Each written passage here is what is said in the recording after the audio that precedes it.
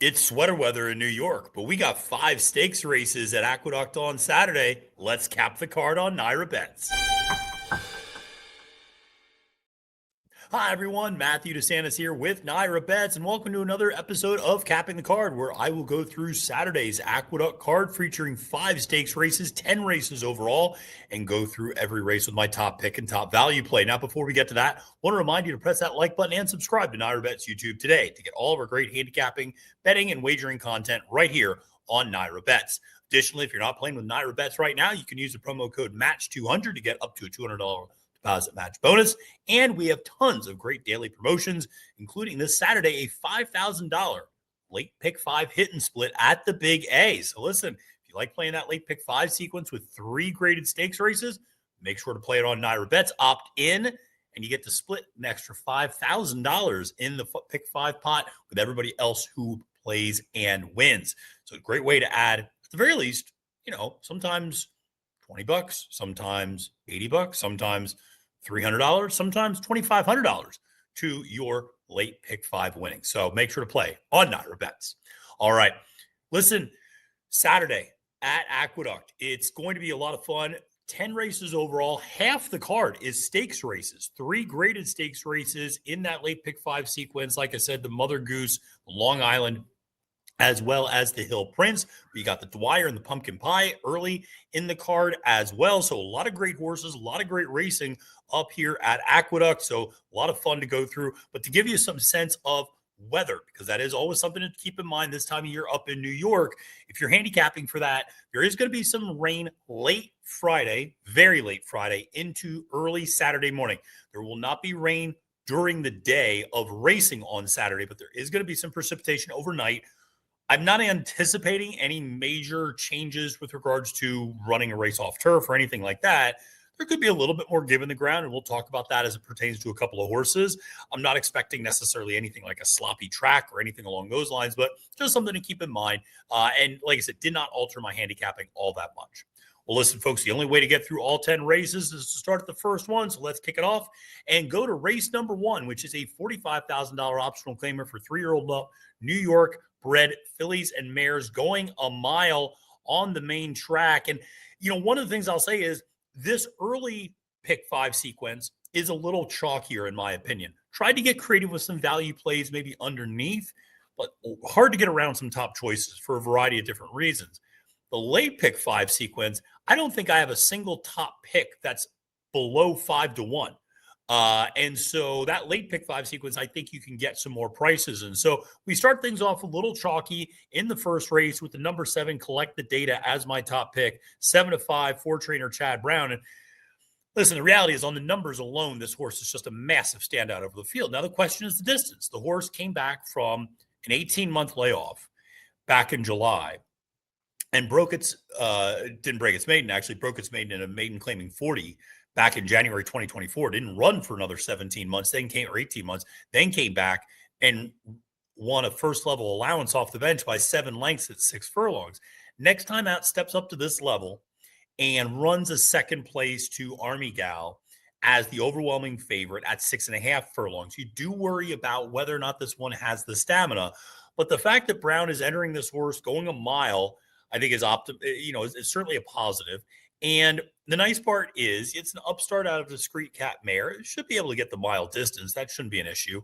And I think more importantly, this horse should be lone speed. You look at a horse like Monetary Monarch on the far outside, the number 8 with Lane Luzzy up. That horse maybe has the speed going a mile, but this horse is fast enough to get to the lead going 6 furlongs. And that's always going to win out at the end of the day. So I think Collect the Data just gets up front and rolls. And quite frankly, there's not a lot of other pace pressure in this race. Maybe you look at a horse like Matoli's Girl, but even that horse, it's kind of hit or miss whether or not that one goes up to the lead. I don't think it has quite the same early pace with Ricardo Santana Jr. up. But like I said, I really like Collect the Data as a top choice here.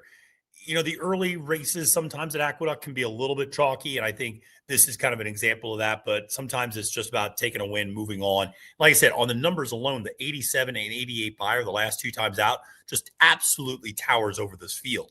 I mean, you're trying to find other horses that even broken an 80, and it's hard.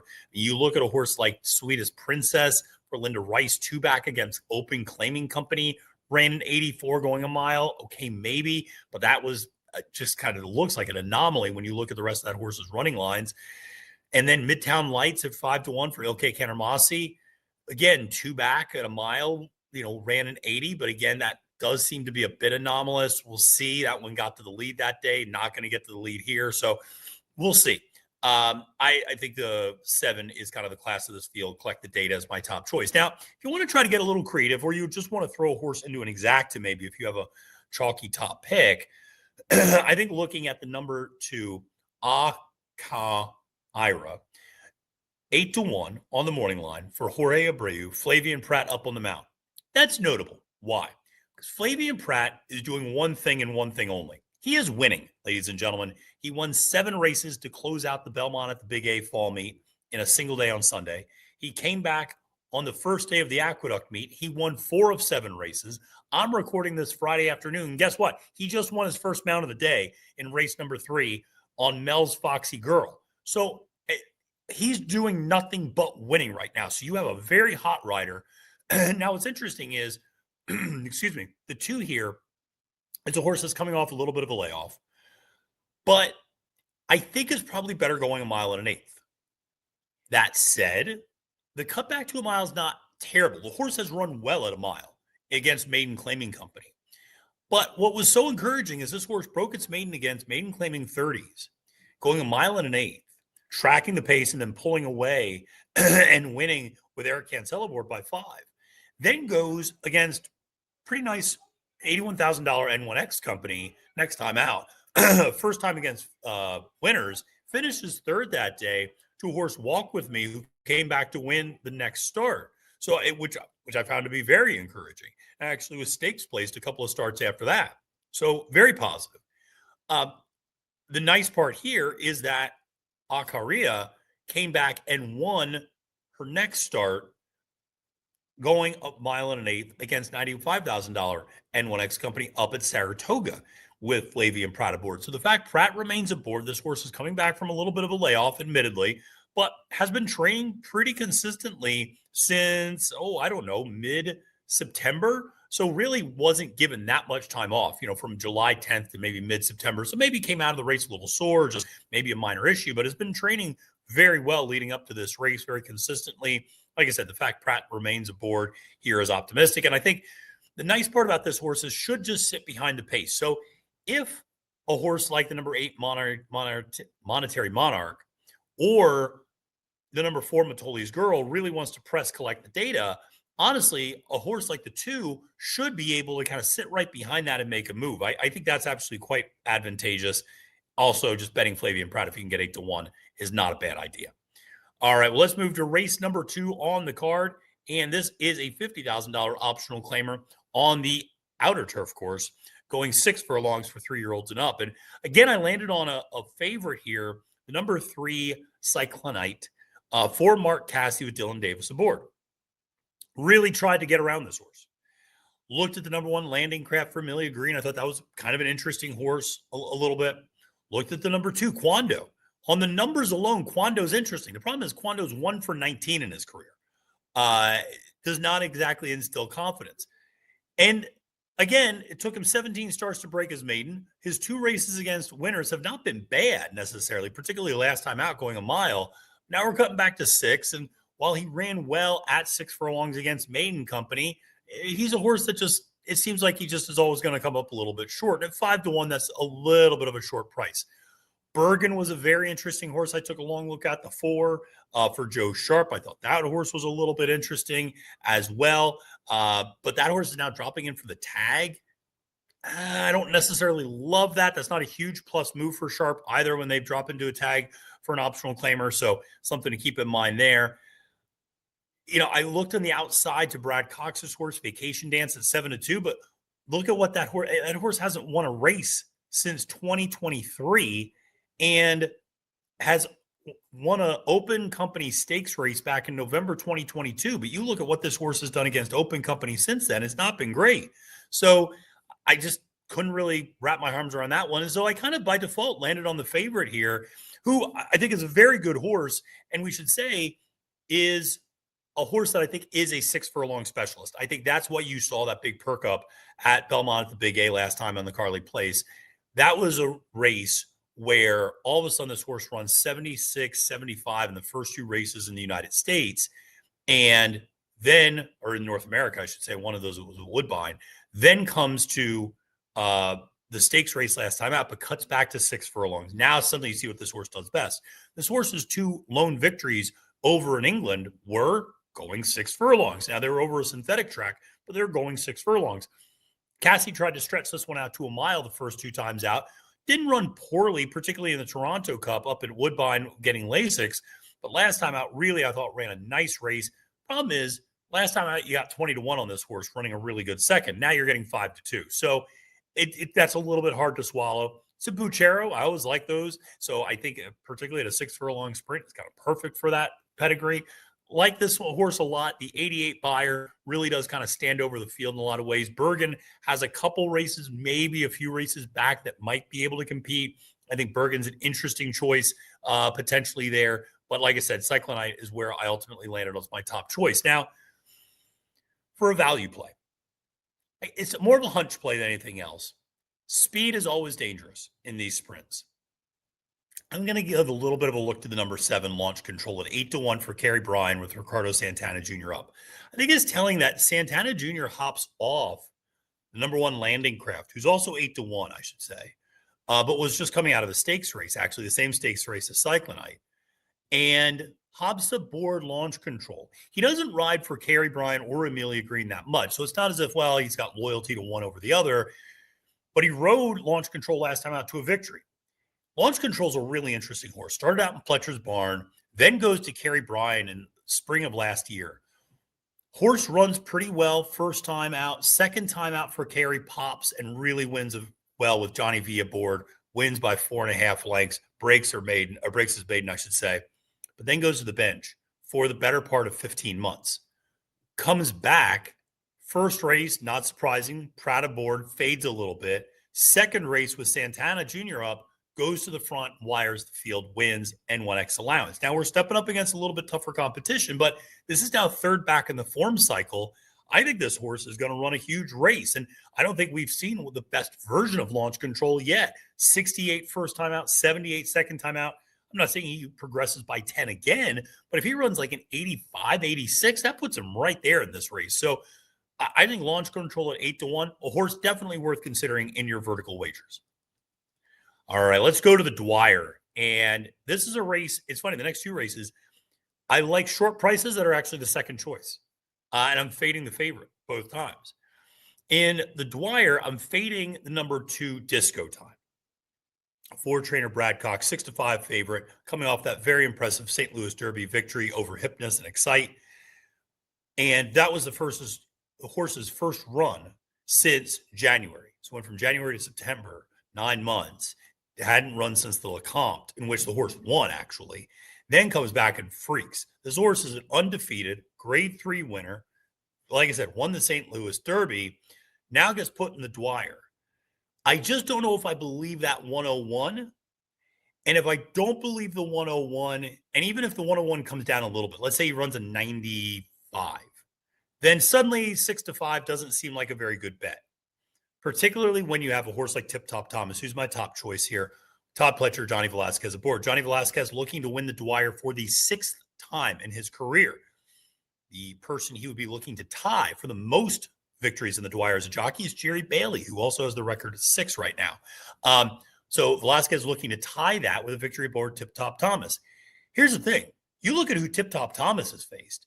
He's just faced better competition overall. I mean, from rookie card, Key Waden and Sovereignty and debut, to Chancellor McPatrick, to Sand Devil, to Cole Battle, to Hypnus as well. He's faced good competition. He can get out up on the front end. I think a mile is probably his best distance. They stretched him out in the Indiana Derby and the Smarty Jones, and he won both of those, going a mile and a 16th. I don't think that's his game, though. I think his game is a mile. I think Pletcher has it exactly right. I think this horse I've always been a big fan of this horse. 2-1 is a little bit of a short price, admittedly, but I really like this horse a bit. It's a short field, so you're never going to get a huge price on any of these runners. But I think Tip Top Thomas is an absolutely worthy top pick choice compared to Disco Time at 6-5. Like I said, if Disco Time regresses just a little bit, I think Tip Top Thomas has it there. And here's the thing. With Johnny V aboard in the inside rail, you know exactly what Tip Top Thomas is going to do. He's going to go to the front. Now, Disco Time, he can sit off the pace. He doesn't need to go to the front. But I think Tip Top Thomas just takes it home and goes gate to wire. We should also say, not to say that it's a rail bias, but the first 3 races on Sunday were all won by the number 1 horse. So maybe there's a little bit of an inside situation going on there. And if so, Tip Top Thomas would be on top of that. Now, in terms of the value play, I'll go to the other Pletcher runner, and that is Crudo. 6-1. This is a horse cutting back, who's been running a little bit longer and actually on the turf the last couple of times out. But horse that won the Sir Barton on that Preakness Day undercard, and I thought was a nice looking horse, and then ran in the Belmont. Really, did not run well that day. Was a little bit of it might have been my value play that day. I was kind of a little interested in Crudo underneath. Well, he finished way underneath. He finished dead last. Came back and ran 4th in the Curlin, but that was a relatively short field chance from Patrick and So Sandy and Strategic Focus. Then Todd puts him on the turf for a couple of races in the Saranac and the Jockey Club Derby Invitational. Doesn't run poorly, runs 4th in both of them. Now puts him back on the dirt and shortens him up a little bit, puts the blinkers on, a little bit of a makeover package, but you get Kendrick aboard, blinkers on, outside. This horse has good speed, but, it might not need the lead necessarily. I know those 2 victories came in gate to wire fashion, but I think he can pass a horse if he needs to, because he did it in debut, if you look a little bit, and then he faded. But he showed the ability to pass a horse. So I think Crudo could sit that really comfortable trip and maybe even upset the field a little bit, but at the very least is a horse to include in an exacta. If you disagree with me with regards to Tip Top Thomas, and you want to play Disco Time, at least try to catch a little bit of a price underneath with a horse like Crudo at 6-1. Listen, Bill Mott's horse, Stars and Stripes, very good horse, but is switching off Lasix. Finished 3rd off Lasix in debut, though did earn a nice 85 buyer speed figure. Hasn't been seen since July. Stars and Stripes, certainly a very nice horse. 3-1 feels a little short to take when you compare who he's run against versus who Tip Top Thomas and Disco Time have run against, particularly against Stakes Company.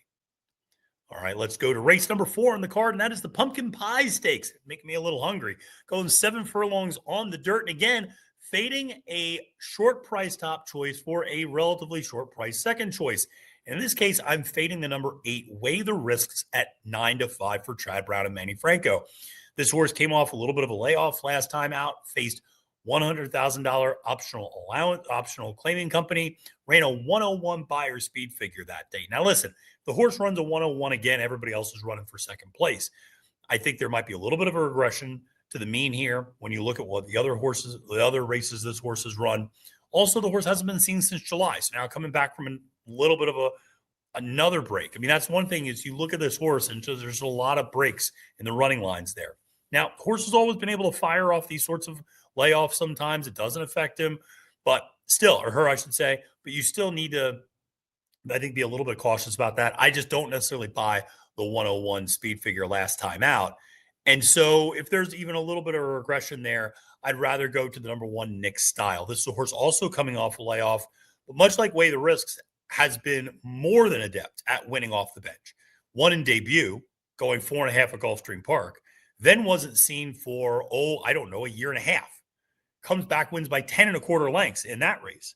Then hasn't been seen for 9 more months. Comes back and wins by 5.75 lengths over a really nice field up at Saratoga last year. I remember that race. Then goes and runs second in the Gallant Bloom to Ways and Means. And then comes back and has rattled off 4 straight victories in last year's Pumpkin Buy, in a Florida bred race down at Tampa Bay, then wins the Minaret over Dazzling Blue. And then last time out in the Here Comes the Bride, was that the Here Comes the Bride? Or the Hurricane Birdie, that's what it was, the Hurricane Birdie down at Gulfstream Park, wins that race as well over Our Disaster, who ran in the Breeders' Cup. So, listen, is running this weekend, actually, I should say. I think at Churchill. But Nick Style, really nice horse, super consistent, fires off the bench, doesn't need the lead, can sit off the pace, can go straight to the front if necessary. Bill Mott, always dangerous. The fact this horse knows exactly how to run off the bench gives me a lot of confidence that Junior can get this one to in a good spot in the early going of this race. So I'm going to go with Nick Style as my top choice here. Now, in terms of a value play, I love the number 6 Scalable. This is a horse who I've always been a big fan of. Clearly, Todd Pletcher was a big fan of because Todd raced this horse at Saratoga and horse finished 5th first time out. Then in the second start, ships the horse out to Santa Anita. This is back in 2023. Ships the horse out to Santa Anita to run in the Grade 2 Chandelier. The horse finishes 2nd at Chattelis. Based upon that, the horse goes to the Breeders' Cup Juvenile Fillies, finishes 5th in a 12-horse field. Not bad, considering you got beat by Just FYI and Jody's Pride and Candy. That was a nice group. Comes back the next year, finally breaks the maiden. Has been running against, graded stakes company, things like that. Got the job done in the Monmouth Oaks, winning that race. Won the Interborough, going 7 furlongs. I think 7 furlongs is kind of this horse's distance now. I think we finally figured out what this horse does best. I like this 7 furlong distance. Not a great effort in the Gallant Bloom, but that was also off of a 9-month layoff. So now we're second start off that layoff. Johnny Velasquez remains aboard for Rapoli Stables. Would need to run back to that 93 in the Interborough, but I think absolutely can. Could easily move forward. Comes from a little further off the pace, but I do think 7 furlongs is not a bad spot for this one. Johnny can get some speed into this horse, so the horse does not come from too far back. I think you look at that race in the Interborough, the key was sitting last in a 5-horse field, but was only 3.5 lengths off of it at first call. So that I think is really critical. Needs to stay a little bit closer to the pace in order to have a run. But I think cutting this one back to 7 makes a ton of sense in this spot. 5 to 1 on the morning line. It's not a huge price, but in an 8-horse field, I think it's an interesting one when you get by the 2 favorites. All right, well, let's go to race number 5 on the card. And this is a maiden special weight turfs sprint going 6 furlongs for 2-year-old fillies. And I like the horse A Moment of Love. 7-2 for George Weaver, Flavian Pratt up. Remember that man's name, of course, Flavian Pratt. Why do I like this horse? A couple of reasons. One, it's a turf sprint with George Weaver. Sometimes you don't have to overthink these things. George Weaver, he's the new Wesley Ward. When you see his name in a turf sprint, your eyes have to start with that horse a lot of times. And in the case of A Moment for Love, this is a horse that's debuting, but I absolutely love the pedigree here. The dam has produced 3 first-out winners from 6 raced foals, including 2 full siblings, World of Trouble, as well as Alfie Solomons. Both of those horses are full siblings and one in debut. World of Trouble won on the dirt in debut, going 5.5 furlongs. Alfie Solomons won in debut, going 6.5 furlongs over the turf at Kentucky Downs. So I love the fact that this one has some very precocious pedigree, that the 2 full siblings are the 2 of the 3 that broke its maiden first time out. You have a trusted trainer, a trusted jockey, a steady work tab. There's a lot to like here. 7-2 is admittedly a short price to take in a contested maiden special weight turf sprint field, but I really like what I see here and hoping we get every piece of 7-2, but we'll see about that. Now, part of the reason you get past the 11 and the race is pretty wide open, admittedly. You could make an argument for the 10, Sweet Rhythm. You can make an argument for the 8, Bella Rosa, for Reed Rodriguez. You could look at Fraudster. Is a little bit of an interesting horse for Todd Pletcher, though I don't know if Todd knows exactly what to do with this horse because now he's shortening him up after switching surfaces, going long. So we'll see.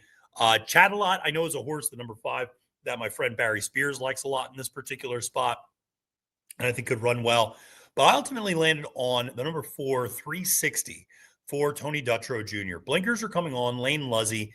That's kind of my biggest reservation is honestly Lane being up on the mount here. Not that Lane's, he's a young jockey and he's making a name for himself, but I do sometimes wonder if he's aggressive enough in these spots. I love that the blinkers are coming on. I wouldn't pay so much attention to some of Tony's numbers in terms of first-time turf or dirt to turf sort of situations. This was a horse that was intended for the turf. The weather rained the race off the grass. The horse still ran 4th actually that day and made up some ground. Didn't run a bad 4th. It was a 7-horse field, admittedly, but still ran 4th by a length and was making up ground late, going 5.5 over a sloppy track. Twirling Candy out of an uncaptured mare, sold for $185,000. like I said, we're putting blinkers on. The horse escapes the inside rail, should get away maybe a little bit better. I think this horse is interesting, and I really love the 47-2 4 furlong work on November 2nd. That was first of 175. Shows me this horse is ready to run. That 63 buyer was not a bad figure in debut. This horse has been working very well in the morning for Tony. Admittedly, has not been running since July, but like I said, has had 5 workouts leading up to this. All have been stellar. This horse shows no signs of fatigue in this race. I really like 360 at a little bit of a price at 8-1 in this maiden special weight race. But like I said, it's a wide open race. I think you could even make a case for the other Weaver horse, Channel View, the number 2 in this race at 10-1. Blinkers are coming on with their cancel up, and the horse has a race under its belt. So there's a lot of ways you can go. I like the 11 and the 4 in this one, but I wouldn't talk you off the 10, the 8, maybe the 7 a little bit, but the 5 I think is interesting at a price too. So listen, fun race for sure, and one that's going to kick off that pick 6 sequence. Now let's go to race number 6. Speaking of the number 6, and this kicks off our late pick 5. And remember, at NYRA Bets, we have a $5,000 late pick 5 hit and split. So make sure to opt in on NYRA Bets and play this late pick 5, because if you hit it, you get to split an extra $5,000 with everybody else who opted in and split and won. And like I said, some days it's crazy because I run the numbers on this. Some days, if it's a relatively chalky day, the payout, the additional payout might only be, I don't know, $35. But it can also sometimes be like $120, which is not bad if you have like a chalky pick 5 and you go, it only paid $350. Well, if you add another 120 onto it, hey, that's pretty nice. But I've also seen days where only 2 people who opted in won. And in that case, it can add $2,500 to your pick 5 winning. So like I said, it's a great way to play. So make sure to play it on NYRA Bets. Race 6, $88,000 allowance for 3-year-olds and up, going 1 1/8 on the dirt. And we are not dipping below 5-1 on the morning line for a top pick from here out. So all of that chalk that you tasted in the first part of the sequence, get it out of here. We're going for prices. Fading the number 1 Dreamlike, that horse just does not love the winner circle. I know the horse won last time out against allowance starter 50 company for Linda. Now we're stepping up to a straight up allowance $88,000 company, a little bit tougher. We're going 1 1/8. I actually think this horse is better going a mile. I think 1 1/8, this horse doesn't get the pace it needs to run into things sometimes. This is not the same horse that nearly won the Wood Memorial against Hit Show and Lord Miles. Shout out to my friend Andrew Champagne, who had Lord Miles that day. I'm not sure if you heard that. Trust me, if you follow Andrew on social media, you've heard. But I'm going to try to beat Dreamlike. And I'm going to try to use a horse, number 8, Tracking Air, for Chad Brown to do it. And on the numbers, this horse doesn't quite have it yet. But I think the trip is going to be very useful. Flavian Pratt up. Look at this horse's 2 races, going a mile at Belmont and Aqueduct. 2 third-place efforts against $100,000 optional claiming company. Then the horse goes to the bench for a little bit of a freshening, runs at Kentucky Downs for whatever reason. Oh, that's right. It's a $200,000 allowance race. So that there's 200,000 reasons why you would run that horse there. And now is back on the dirt where I think the horse belongs, obviously. Would need to get faster on the numbers for sure. But I just think can sit the right sort of a trip, not too far off the pace, has more than enough foundation to handle the distance. I like this horse going the 2 turns. And I think when you look at this horse going 1 1/8, this is the distance it broke its maiden at. And it nearly broke its maiden at this distance second time out, too. So a horse that can get the 1 1/8, can get up on the front end. I think stretching out a little bit longer, you're going to see more tactical speed out of this horse, particularly with Flavian up on the mount and particularly breaking from the outside. 5-1. I wish I could get 6-1, 7-1 on this horse, but I think is an interesting alternative to Dreamlike. Now, as a value play, the number 7, Mr. Ripple, interesting horse here. And listen, I could make an argument for a horse like Commuted. I could make an argument for a horse like Chileno. I think if you're trying to beat Dreamlike in this race, you use a few different horses in your pick 5 sequence to do it. So these are by no means my only 2 that I would be using. Mr. Ripple's an interesting horse, maybe more of an underneath play, strictly. But I love what Miguel has done with this horse. This was a horse that was losing confidence. And this was a horse that broke its maiden debut and then was just facing maybe tougher horses for a while and was, ran in the Florida Derby. Actually ran fourth in the Florida Derby. Ran a pretty good race behind Forte and Mage and Cyclone Mischief. And then went to Christoph's barn and was running there for a while, running fine, running second, running fourth, etc. When Miguel took over for his father, it's so interesting. He moved the horse to Finger Lakes, and he moved the horse up the condition book. Allowance N2L, allowance N3L, open condition allowance. And you know what the horse did? Win, win, win. Now, it's at I hear the people, it's at Finger Lakes. No, you're right. It is at Finger Lakes. But when a horse starts to go on a winning streak, that's a good thing. A horse starts to learn how to win, likes to win, found the right spot for this horse. I like what Miguel's done. I like how he's brought this horse along. Now he brings him back here in a spot that's not over his head, $88,000 N1X allowance. That's not a crazy sort of a condition by any stretch. He's on a win streak. The 81 Buyer is probably his best race two back, but that was also going a mile 70. We're going a mile and an eighth. The horses run well going a mile and an eighth. Lost a classic catch and ran fourth in the Florida Derby the other two times going this distance. So, can run decent at this distance. 8-1 in the morning line. I'll throw this horse in as exactas and tries at a little bit of a price in this particular race. Might not use this horse up top, but going to use this horse underneath. All right, well, let's go to race number 7 on the card, which is the first of 3 graded stakes races in the back half of this card. And let's talk about this race. Interesting race because you have the number 6 Stars and Strides for trainer Bill Mott. Not Stars and Stripes. That horse is running earlier in the Dwyer. Stars and Strides who is his stablemate, is running here. This is very confusing, understandably so. This is a nice horse. Let me be very clear. I'm using this horse in my late pick 5 sequence. I'm not fading this horse by any stretch of the imagination. The horse is working out fantastically, has run 2 very solid races on the turf after breaking his maiden debut on the dirt, then kind of taking a step back. Mott puts a swung on the turf, win in a $100,000 optional claimer over Griffin's Wharf, who's also running, and then win the Saranac last time out. Very impressive effort over Asbury Park, who is the next out winner. Hasn't been seen since, but has been working out incredibly well leading up to this race. Only 3 workouts, but one of those is a 46-3 bullet. So this one feels like Mott's got the screws plenty tight for this particular race. I'm still going to try to beat this horse with one that I've always liked, and that's Noble Confessor at 5-1. Blinkers are coming on. I think that's a big deal. This horse is a little one-paced and does not always love passing horses. Has done it at times within races, but never really been able to close the deal. 1 in gate to wire fashion, 3 back. But this horse has run in grade 2, grade 1, grade 3, grade 2 company throughout his career. Interesting horse as well. Started on the dirt, went to the turf, nearly beat Zulu Kingdom in that Pilgrim, and then went to the Breeders' Cup Juvenile Turf, finished 6th out of 12 that day behind Henri Matisse. You see who this horse has run against.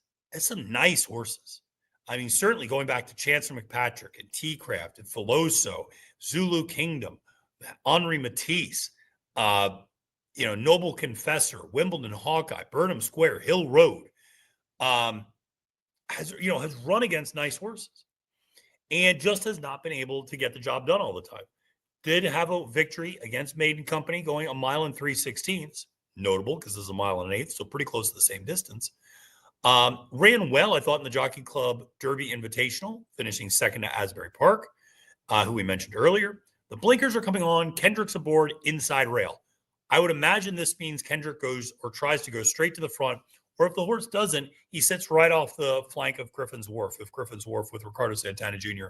decides to cross and clear. I think the blinkers on can help infuse a little bit more early speed, but also can help the horse in the lane stay to his task and pass horses. I think Noble Confessor at 5-1 for Todd Pletcher with Kendrick makes a ton of sense. Quality road out of a Noble Mission mare. I like this pedigree quite a bit. A couple of horses for you to keep in mind at a bit of a price. Thundering at 12-1. If there's more rain than I expect, look at the two horses coming out of Delaware Park because they both ran well over a soft turf course last time out, going 1.125 miles. Thundering ran very well and has been training fantastically for Patrick Dixon at 12-1. I think this horse is really interesting because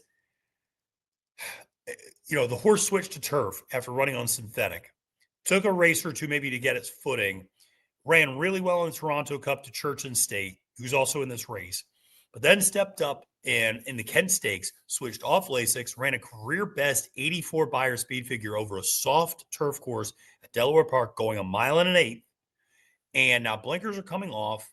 Johnny V hops aboard. Listen, I know Patrick Dixon is not a household name and is a relatively low percentage trainer, 9% for the year. This is a horse I'd absolutely throw in underneath. The horse is working out very well, 58-4, 5 furlong work over the grass up at Woodbine. I know only 1 for 9 lifetime, 5 for 9 in the money. I think this horse could run a nice race at a 12-1 price, enrich something like an exacta, a trifecta. Thundering is a horse I absolutely have my eye on at a little bit of a price if we're going to try to get this job done with a 5-1 top pick choice in race 7. Let's go to race 8, which is an $80,000 maiden special weight for New York breds who are 2 years old, going 1.16 miles on the outer turf course. And pretty wide open race. You could certainly look at a horse. Yeah, I do like the also eligible Jack's World. It's a Rock Your World. If that horse draws in, I do like that horse quite a bit. I just liked Rock Your Worlds in general. They've been running well.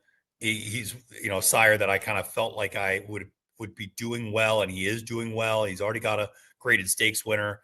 I think he could do well on the turf, and this one has plenty of turf pedigree when you look underneath in there. And so there's enough there to suggest that this one could pop and run pretty well on the turf. And just, went against a horse last time, Gaming Wizard, who just drew off and won by a mile. But I think Jack's World's interesting at 4-1 if the horse draws into the race.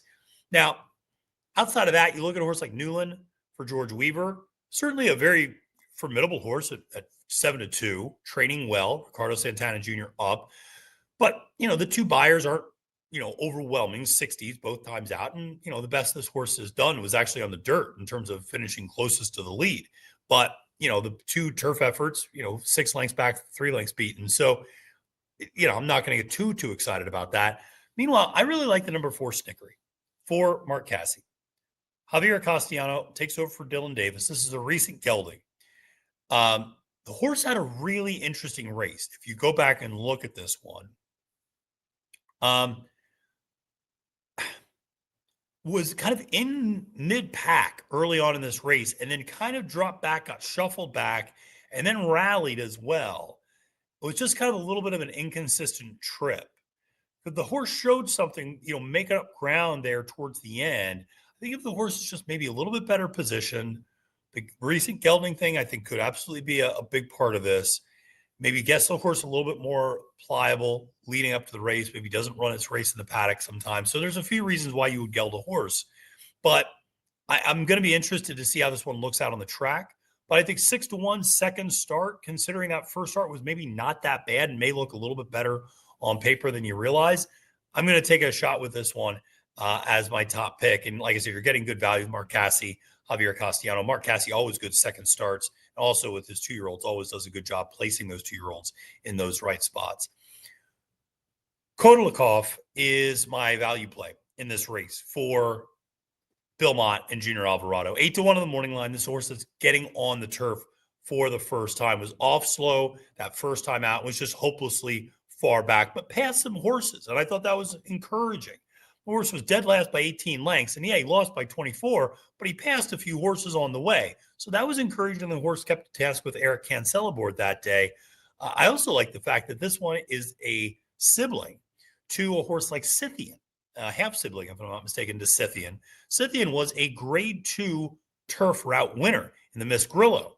And so I like the fact that this one has pedigree to suggest going long on the turf is what this horse ultimately wants to do, was forced to go a little bit shorter, around one turn on the dirt. That's not what this one wants. I think you're going to see a big perk up, getting off to a better start and just getting on the right surface. I think is going to make all the difference in the world. The dam has produced 20% winners in turf route races. That's very impressive when you consider the half siblings. And so Kotelakov, 8-1 on the morning line, is a horse I'd absolutely be using, not only underneath, but I'll throw that horse into my late pick 5 sequence because I think that one could really jump up at a big price. Let's go to the Mother Goose, grade 2, going a mile and 1/8 on the dirt. And Mother Goose, talk about a race with just an incredible history. Rachel Alexandra, Ruffian, Serena Song, Shuvi. How do you like those names? Previous winners of the Mother Goose. This year, the big name is Drexel Hill, who's on the far outside and is your morning line favorite at 7-2. Last time we saw Drexel Hill, she was finishing second to Good Cheer in the Kentucky Oaks. Why am I fading her here? Well, hasn't been seen since that Kentucky Oaks. Do worry about how horses fire off that long of a layoff, particularly after that strenuous of a race. She also is a horse that likes to come from off the pace, draws the far outside post position, and needs a little bit of pace. I don't think she gets pace here. I think she's better at one turn or behind very fast paces going a mile and 1/8. She's not going to get a very fast pace going a mile and 1/8 because the horse that's going to be up front is the number 3 Lemon Zest, and the horse that's going to be tracking her is the number 8. So there she was. This is going to be a replay of the Remington Park Oaks last time out when those two horses faced off. And guess what? They went 48-3, 113-1 to the 6th furlong. Compare that to what Drexel Hill got in the Kentucky Oaks, where she closed from the back of the field. 46-3 to the half, as opposed to 48-3. So 2 seconds faster. And then 111-1, as opposed to 113-1. So full 2 seconds slower.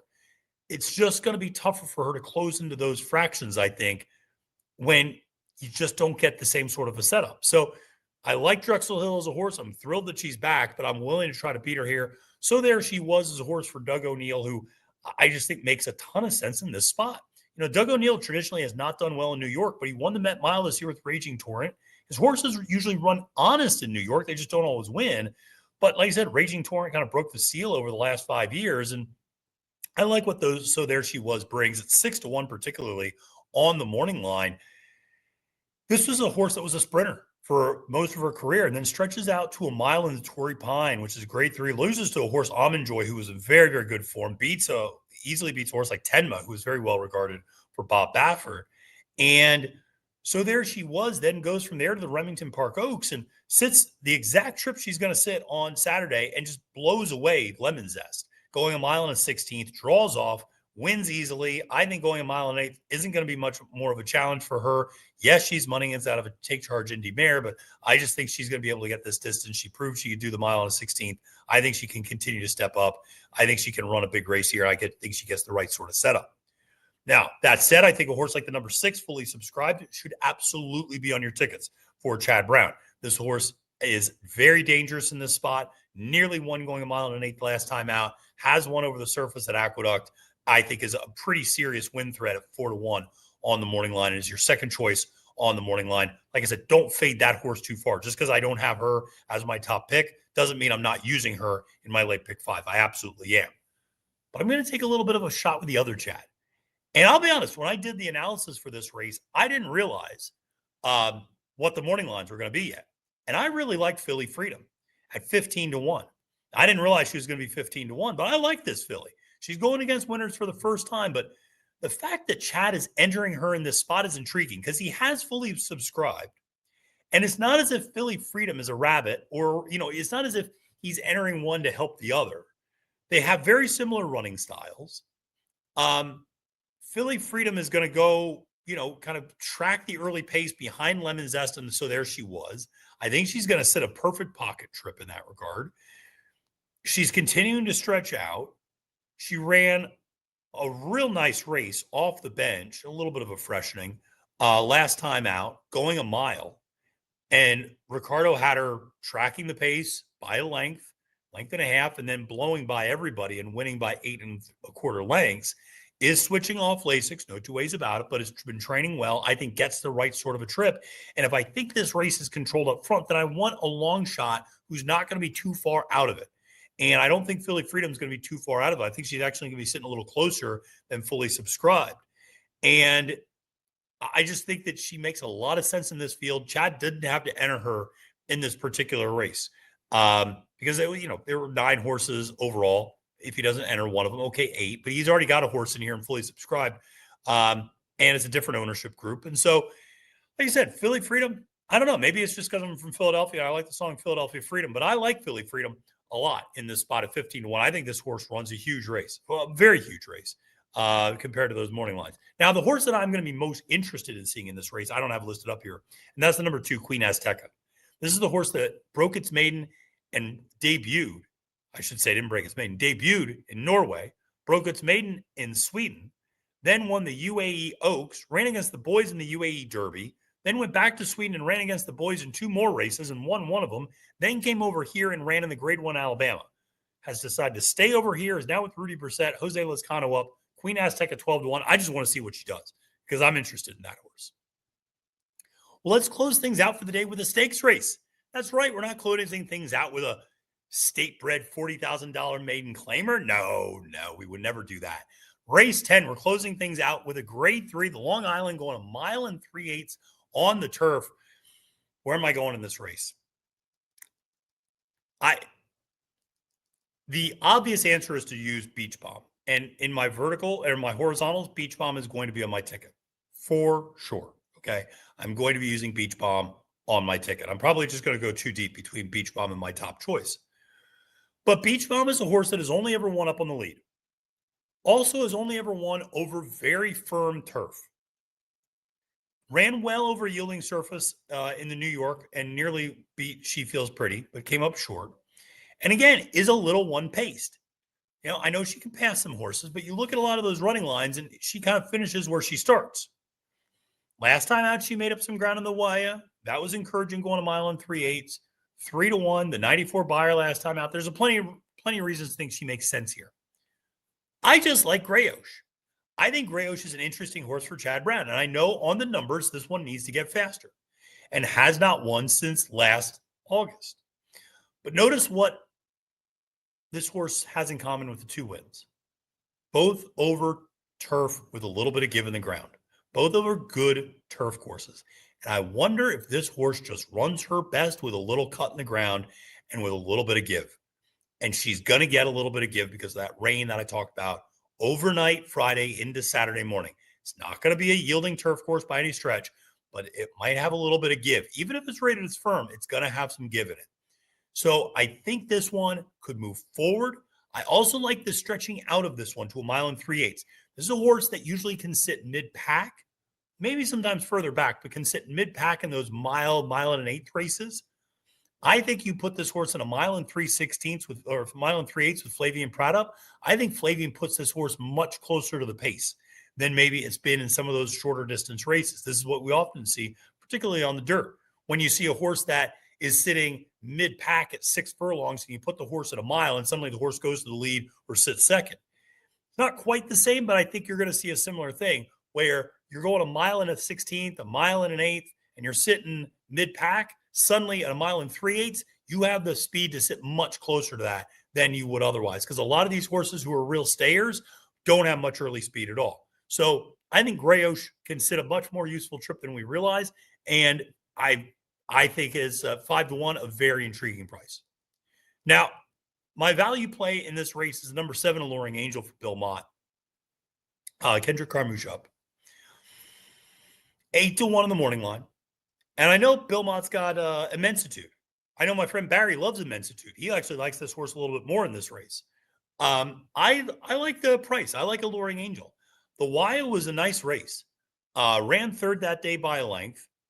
And I don't know. I think the 1 mile and 3/8 really works for this horse, who you could see it just has been kind of all over the place. I mean, broke its maiden at 5.5, nearly won at 6.5 at Kentucky Downs, then got stretched out to 1 mile and a 16th, then got cut back to 5.5, then went to 1 mile and an 1/8 and won with Jorge Abreu as the trainer, then goes to Maker, or that was with Maker, I should say. Not surprisingly, Maker stretches the horse out and wins. Then the horse goes to 1 mile, runs at 1 mile for a while, then 1 mile and 16th, then 1 mile and an 1/8. Then finally Mott says, let's go really long on this horse. Goes to 1 mile and 3/8, runs a 93, career best buyer going the longest distance. Maybe that's what this horse always needed, to go the longest distance. because there is plenty of reason to suspect this horse could have been a sprinter when you look at the pedigree. But when you look at the way this horse runs, I just think going longer is going to be better. Kendrick stays aboard. Listen, if this horse can sit mid-pack as it did last time, I think could make a strong bid coming for home. And 8-1 is a very honest price on this runner. So I think Alluring Angel at that price, absolutely a horse I'd be using underneath at the very least in my wagers. All right, folks. Well, listen, that does it for me. Those are the 10 races at Aqueduct on Saturday and how I see them. Appreciate everybody tuning into this episode of Capping the Card. Like I said, make sure to play all of the great races we have today on NYRA Bets. My name is Matthew DeSantis. Wishing you a great and profitable day at the races. And reminding you, friends, it's now post time.